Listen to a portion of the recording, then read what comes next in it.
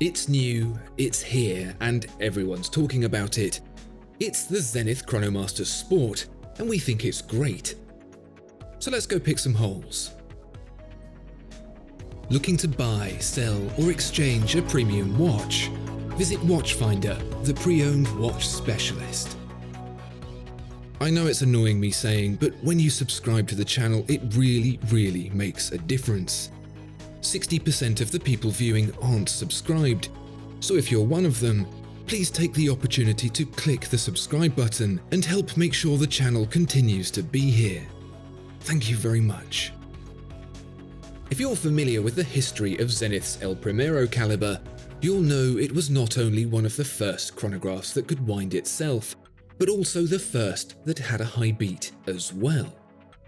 That means, per second, it ticks 10 times, twice more per second than your typical watch. So what, right? Not like you can see something happening 8 or 10 times per second to distinguish the difference. The very fact that humans aren't particularly good at keeping accurate time, beyond knowing it's roughly midday and close to lunch, is why the chronograph was invented in the first place. And since humans are prone to gambling, it won't surprise you to learn that one of the very first chronograph mechanisms was built to determine whose horse had won. And when those differences are split by the merest of moments, well, that's when you need to slice up a second into more digestible chunks. With our metric system, the next unit down from seconds is the 10th of a second, and, clues in the name, there are 10 of them per second. I'm sure you can see where this is going. It's very hard to measure a 10th of a second with a watch that only ticks every 8th. Enter Zenith's El Primero, which beats 36,000 times per hour, as it says discreetly on the dial, which is, of course, 10 times per second, as it says not so discreetly on the bezel. Now, fine. They want to show off that their chronograph does what very few others can, and I get that. But when the massive great line of text takes up a sixth of the available space, and in doing so actually makes the instrument harder to use because it replaces one of the numbers on the scale, that's annoying. I know it's just the number 1, which is pretty easy to remember, but it's still annoying. When you go to design school, which I haven't, I imagine day 1 of design bootcamp goes a little something like this. There's a drill instructor, but they're wearing Yeezys, and they scream at all the new recruits until one thing and one thing alone has stuck: that design should never get in the way of its own purpose. Take the Rolex Submariner, for example. Its dial has been designed to be eminently visible, no matter the circumstance, be it light or dark, whatever orientation you can think of, and in the most difficult of seeing conditions. There's a big triangle at the top, which tells you it's the top, rectangles at the quarters, and circles everywhere else. The hour hand is stubby with a big blob broken into 3 to keep the luminous paint stable.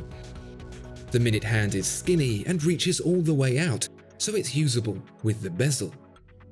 It is an instrument, and it has been designed to be used as an instrument. The Zenith Chronomaster Sport, however, not so much.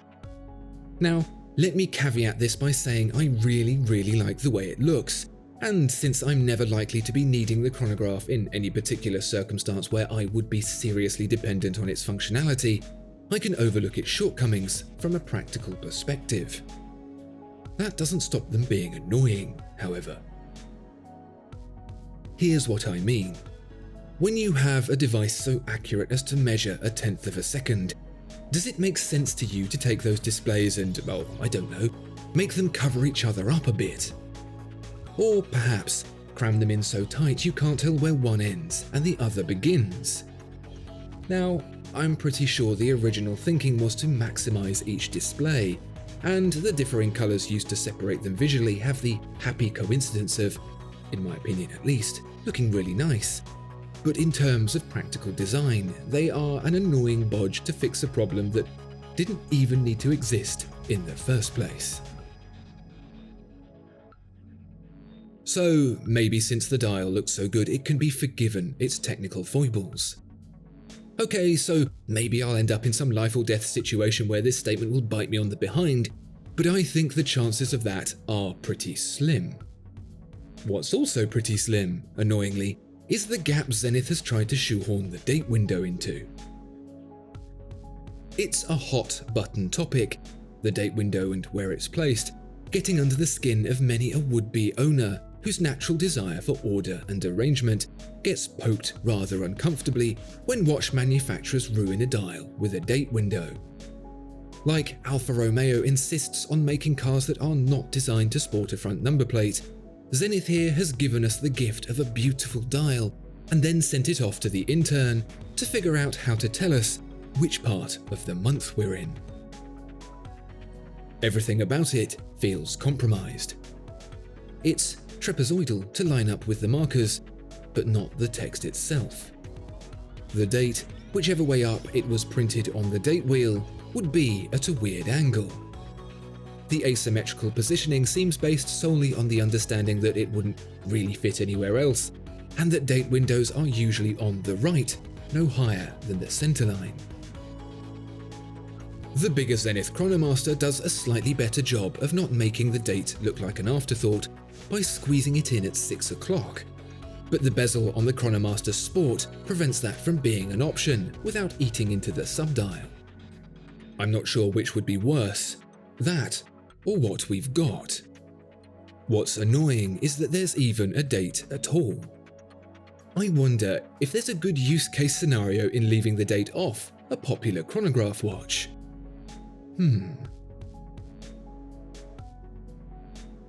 Before the Zenith Chronomaster Sport, I was often left bemused by angry rantings about clasps. It's just a clasp, right? How much hatred can one person have for a securing mechanism? As long as the thing stays on, it should be fine. Or at least that's how I thought before I came across the clasp on the Zenith Chronomaster Sport. Here's the thing though, if I had come across the clasp on the Zenith Chronomaster Sport in isolation, I probably wouldn't have a problem with it. It's pretty well made, feels solid, it's just a bit tricky to open. It's one of those ones that feels like no one at the factory ever tried opening themselves. Either that, or they have a lot more calcium in their diet than I do. This thing is a nail killer. Breitling clasps can be a bit like that too, where, for some reason, the securing force exceeds the torsional limit of the average fingernail.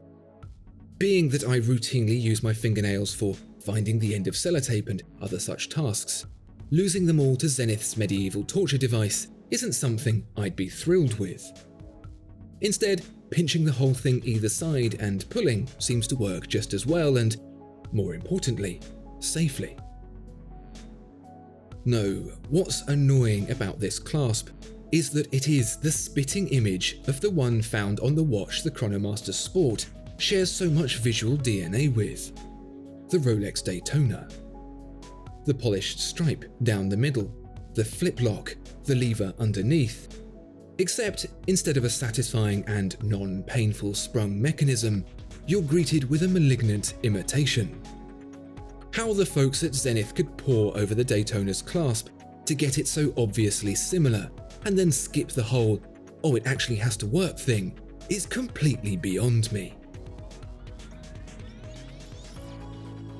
But the most annoying thing about this watch isn't the clasp, it's what the clasp wishes it was. Despite the shortcomings preceding, this watch is an absolute gem. It is flying off shelves the world over, and rightfully so. Yet, no matter how you look at it, how you justify it, it's impossible to get away from the elephant in the room that is the obvious resemblance to the Rolex Daytona. And let's say you do successfully overcome that mental hurdle. I don't mean when you say out loud to your partner that it's fine in an effort to trick yourself into being convinced because you can have this one now rather than waiting for what you really want. I mean properly convinced. Mind at peace and other Zen things like that. Even if you are totally at one with this watch, that doesn't mean everyone else will be. And that will be annoying. Nice Daytona. Get used to hearing that. Is that a Rolex? You'll be able to put up with it at first, but at some point, you'll snap. It'll probably be when someone, usually the guy who asks questions at work that feel way too personal, asks, "Is that a real Rolex?" No, it's not, and it never will be. It's a real Zenith, and that's fantastic because real Zeniths are fantastic. But to those who haven't yet been initiated into the adventures of Charles Vermeau, it's not a real Rolex. It's a Zenith, you'll say. Oh, they'll say. Not a Rolex? No.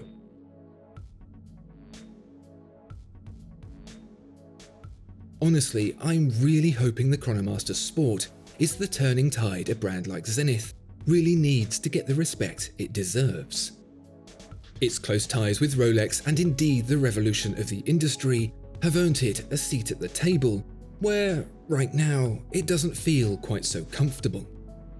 The watch may have its idiosyncrasies, but the overwhelming positivity really makes it a force for change that's not just better for Zenith, but for all of us too.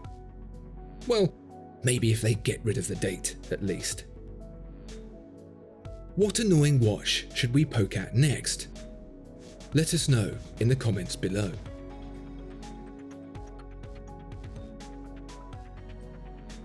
Discover more exceptional watches at Watchfinder. Thank you so much for watching this video. If you enjoyed it, please do consider giving it a like and subscribing to the channel. If there are any watches you'd like to see featured, please let us know in the comments below.